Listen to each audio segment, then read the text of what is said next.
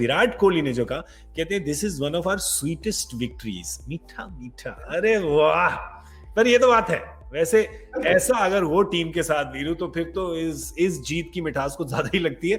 और स्पेशली क्योंकि आज तो रिवाज के खिलाफ गए हैं ना, क्योंकि हर श्रृंखला में पहला मैच तो हारना ही होता है, कंपलसरी ब्लाइंड होती है हमारी दिवाली की 3 पत्ती वाली है।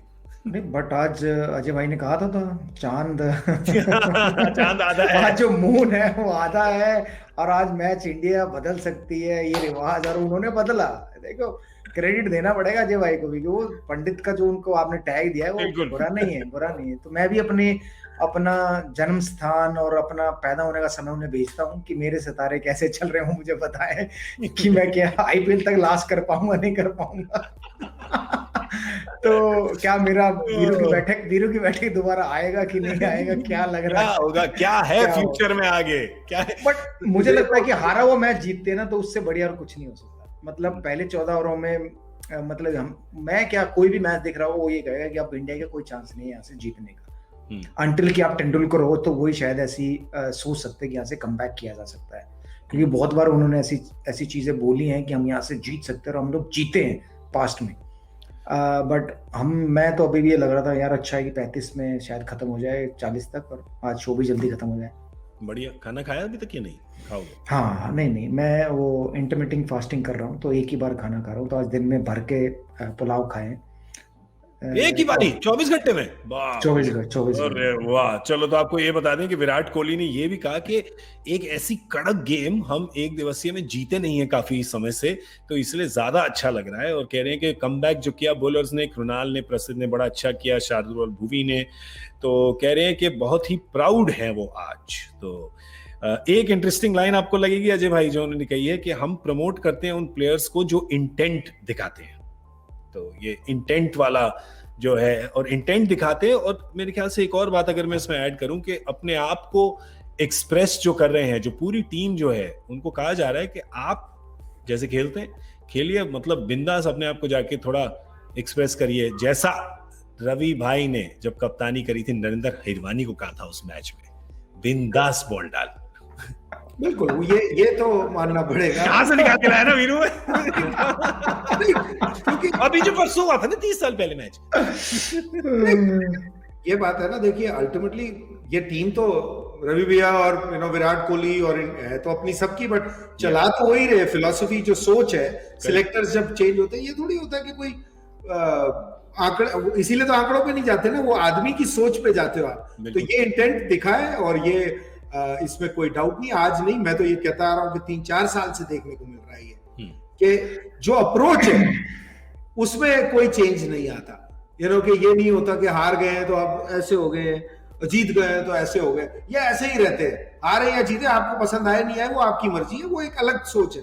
बट इनका तरीका ये है, रवि भैया का सोच हमेशा जीटीयू उनका आज से नहीं है, वो पहले से है। और उन्होंने इस टीम को भी, मैं ये कहूंगा कि जीटीयू बना दिया है ना, वो सोच का ही फर्क है ना। बिल्कुल, वो सोच इस टीम में डली हुई है। और ये जनरेशन भी ऐसी है, ठीक है। अब ये जनरेशन कहाँ सोचती है ऑप्शंस की है, ये जो बाहर होता है अंदर होता है, इतने होते हैं, मेंटल डिसऑर्डर हो जाता है लोगों को। अगर आप पुराने जमाने के सिस्टम से मैं जैसे सुबह बात कर रहा था शिखर की, कि शिखर 7-8 साल से खेले हुए हैं, अब वो बेंच पे बैठे और ये लोग खेल रहे हैं, और वो ये नहीं है घर है बैठे हुए हैं, वो उसके बावजूद उसको आए और अपना काम करते चले गए। तो वो दिखाता है कि ये मेंटली भी बहुत ज्यादा स्ट्रांग है।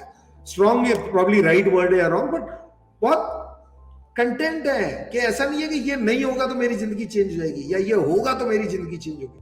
मेरी जिंदगी यही है, मेरे को खेलना इस अंदाज में।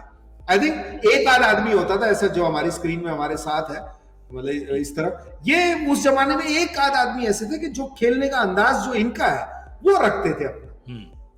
ये इसलिए नहीं ऐसे चेंज करते, कोई कैसे सोचेगा, कैप्टन सिलेक्टर ये वो, ये अपनी बिलीफ को, ये अपने आप को बिलीव करते थे, इसीलिए ये अचीव वो करते थे जो बाकी लोग नहीं करते थे ना।